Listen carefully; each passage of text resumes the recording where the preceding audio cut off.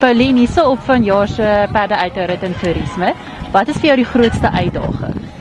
Grootste uitdaging, tweede dag, tweede been, dit is die meest stresvolste. As jy daardeur is, voel ek jy's redelik okay. Tweede dag, tweede been. Daai bergies. Was taai, jy moet afklim en hardloop, jou bene pyn. Ja, ek sou ook sê, daai een. Ons het presies dieselfde been gehad die eerste dag, maar dit was nie so moeilik soos die tweede dag nie, want ja, as jou perd nou 'n bietjie moe. Die laaste been waar ons nou uitgaan, kry Foes met toe ook Sandy's Mountain. Okay, hoekom is dit moeilik? Want dis die stelste opdraande soos vir die rit. En dan watter deel van hierdie uithourit het die meeste spanning veroorsaak vir julle? As jy inkom en jy staan hier by die veeartse.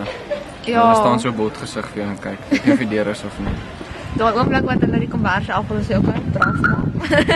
Dan wil jy of doodgaan. As jy veeartse toe gaan, Wat gebeur daarso? want hulle ondersoek die perd en kans om uit te val as ons by die veeartse, jy stres die meeste daarby. Deur die rit, deur die loop van die tyd, wat het die meeste spanning veroorsaak?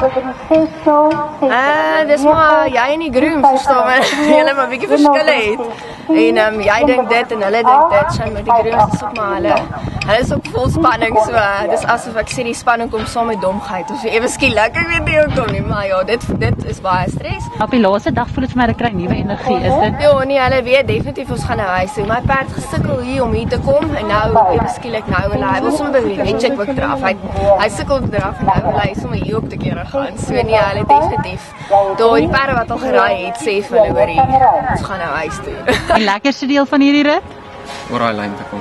Ja. As jy daai musiek hoor hier van die berg af, kyk dan hoor jy perde ook. Ja, as jy klaar maak neem ek aan. Ek het ja, ek kan onthou as jy klaar maak en jy kom oor die lyn saam met mense wat weer omgee, dit is die lekkerste gedeelte. As jy na huis toe gaan om oor die lyn te kom en almal staan daar en cheer vir jou, dis die lekkerste. Ja, en as jy dis lekker om soos oor die lyn te gaan as jou perd nog goed voel. Nou, dis nie asof jy stap.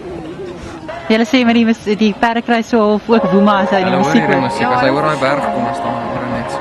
Wat is vir die lekkerste deel van hierdie rit? Nou, wanneer ons al oor daai berg kom en daai Flip and Chariots of Fire begin te speel en jy weet, jy het dit gemaak. Want as jy hier deur is, behoort jy, 98% behoort jy die rit klaar.